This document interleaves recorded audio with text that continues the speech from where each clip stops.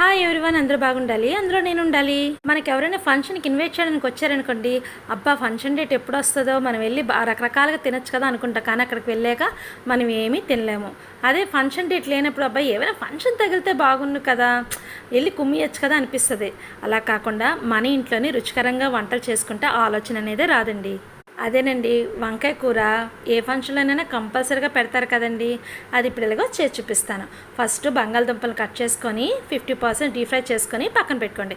అదే ప్యాన్లో కొంచెం ఆయిల్ వేసుకొని పోపు సామాలు, ఆవాలు, మినపప్పు, జీలకర్ర, ఎండుమిరపకాయలు, కరివేపాకు అన్నీ వేసుకున్నాక మనం సన్నగా కట్ చేసిన ఉల్లిపాయ ముక్కలు, టమాటా ముక్కలు వేసుకొని కొంచెం ఫ్రై చేసిన తర్వాత అందులోనే వంకాయ ముక్కలు కూడా వేసుకొని తగినంత చింతపండు పులుసు, పసుపు, ఉప్పు వేసుకొని మూత పెట్టుకోండి.